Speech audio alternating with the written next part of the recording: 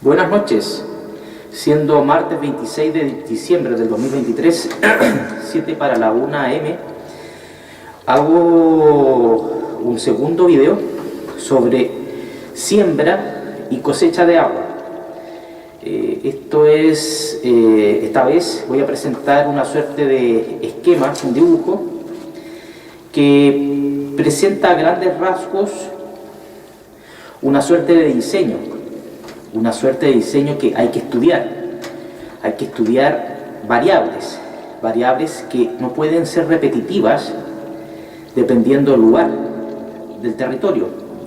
En esta ocasión me enfoco en los cerros y montañas, pero todo tiene que recibir un estudio de impacto ambiental, pero no en el sentido burocrático, sino en el sentido de filosofía, aplicar conceptos básicos. Si esa zona produce agua, ¿vale la pena intervenir? ¿O es lo mejor hacer un proyecto piloto en cerros o montañas que no exista tanta capacidad hídrica, o que sea por ciclos invernales?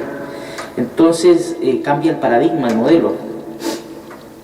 También este modelo podría ser aplicado como un tipo de línea, una línea o unidades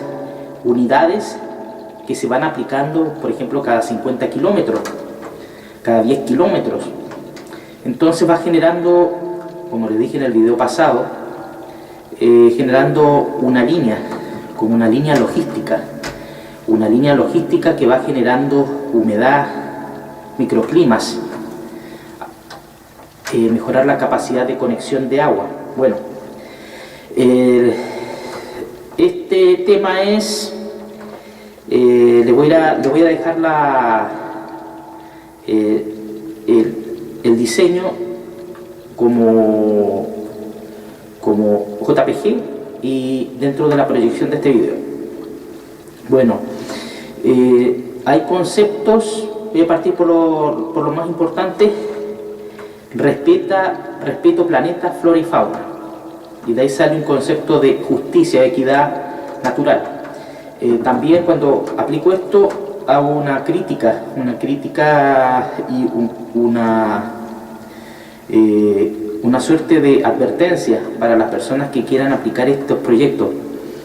Existen las leyes de explotación del suelo y las de subsuelo. Entonces, claramente, vamos a ver si existen trabas burocráticas, si existe una fiscalización. Después, ¿qué ocurre? Por ejemplo, estaba pensando en el caso del Silala, una vertiente natural o artificial.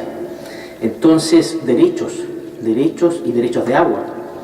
Entonces, claramente, si uno crea una vertiente artificial, pero con un concepto natural, puede cambiar el paradigma de la justicia, de la aplicación sobre los derechos del agua que están garantizados a nivel internacional, pero que en Chile no se aplican, no existe, podríamos decir que no existe una interpretación o una realidad que se ajuste a la legislación internacional.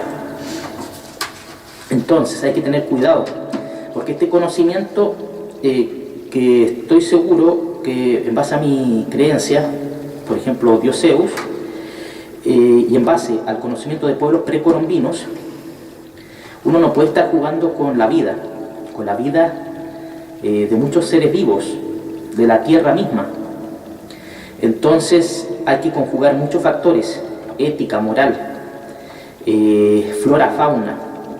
El agua no es solamente para los homínidos, también es para los animales, para las plantas, para los árboles. Y cuando hablo, por ejemplo, de árboles, hablo sobre la ética también de explotar un árbol y no de convertirlo en algo rápido. Plantar, cortar, sin un sentido de amar a la tierra. Bueno, estuve analizando, por ejemplo, que este tipo de proyecto, más que generar una explotación como lo que quiere hacer o como lo que hizo Luksic, que quería perforar la la cordillera de los Andes. Me parece que él quería participar en ese proyecto. Alto Maipo, quizás, no sé, es que no me acuerdo bien el nombre, es que hay muchos proyectos que querían sacar,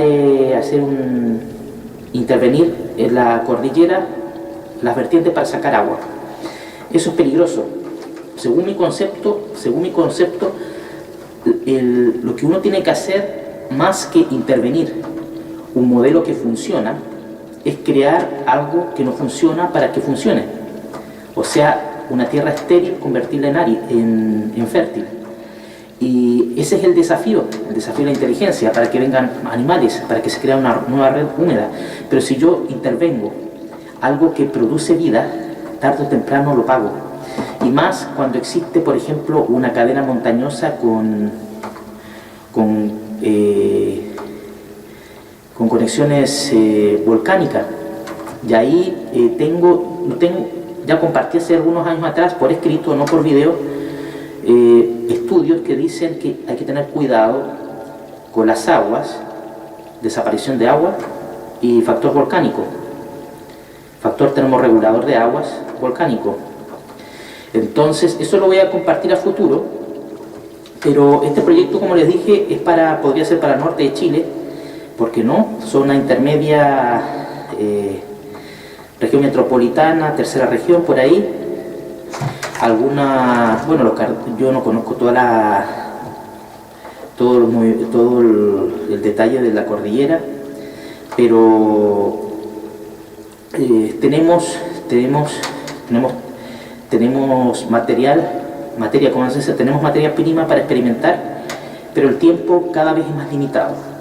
Es limitado porque la temperatura de ayer no es como la de hoy. Estos proyectos funcionan,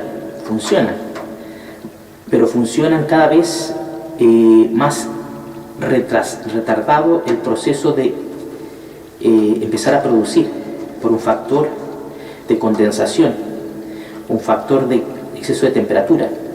Entonces existen, por ejemplo, mucha gente cesante que puede trabajar y empezar a hacer proyectos referidos a esto. Miren, al principio había llegado a la conclusión, en base a inspiración, por ejemplo, en base a filosofía, que tenía que ser como las pirámides, una abertura con pendiente. Pero si es una abertura con pendiente, hay un proceso de evaporación. Entonces tiene que ser una abertura antigravedad, o sea, subiendo, proyectando. Y de ahí se tiene que empezar a jugar con el concepto, por ejemplo, de los colores. Aquí tengo en el primer gráfico, en el primer modelo que le muestro a la izquierda, es un sistema como de espiral. Un sistema de espiral que puede ir captando humedad. Y después, eso le quería decir, después que vaya a llegar a una suerte de recámara o cueva cerrada, que es como una bolsa de agua, disipador de temperatura y un efecto como de termorregulador o templar la montaña. Si es una montaña estéril, posiblemente requiera tiempo, pero las leyes por ejemplo de la temperatura van a tener que generar alguna variable. Recuerdo haber visto documentales de Medio Oriente, el concepto de pequeños oasis con rocas que van generando pequeños riachuelos. Entonces no es algo que no se pueda aplicar. Si aplicamos factor de metros, quiere decir de kilómetros o altura de las montañas, claramente la temperatura juega un rol fundamental. De ahí tengo un segundo concepto, que es un túnel, esta vez en proyección hacia el cielo, color azul. Después una pendiente negra proyectando hacia otro lado, contrapuesto, y después una pequeña inclinación y con una abertura a una recámara, con una piscina. Y esa piscina es el concepto anterior que hablamos en el 1.0, una piscina que sea rellenada con agua. Y con el concepto de los colores, de los colores y con una red pequeña de canales, también que trabajen con colores, por ejemplo, azul-blanco. Entonces, el primer objetivo no es generar una cosecha de agua para consumo humano, animal, sino más bien generar una baja de temperatura. Eso es lo primero. Se supone que al principio es establecer un ciclo que puede generar una variable en una red cordillerana. Entonces, tenemos principios como que si baja la temperatura, va a haber una corriente ascendente y descendente de presiones. Entonces, este es un concepto de una inversión, quiero decir, la plantación del datilero, la plantación de la palmera datilera, para que a futuro, quizás de manera natural o de manera artificial, salgan ríos o riachuelos artificiales. El concepto de las cuevas de los tallos, que se aplicó en el 1.0 de siembra y cosecha, es un tipo de modelo que puede ser como la recámara de la pirámide, quiero decir, la recámara que le estoy presentando a continuación. Pero el concepto es, hay que pensar a futuro, no somos los únicos. Entonces, eso sería todo por el momento.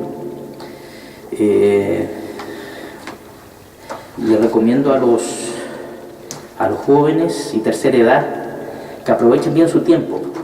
Hay mucho conocimiento con computación, pero más que computación, aprendan a imaginar y inspirarse. No soy dueño de la verdad absoluta, pero hay que tratar de ser proactivo con la naturaleza. Hay que inspirarse con conceptos de dioses superiores. ¿Por qué no? Esa es mi concepción. Si usted quiere, la toma o la deja. Y no podemos dejar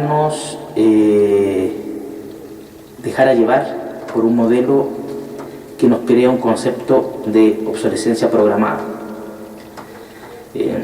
La tecnología ayuda,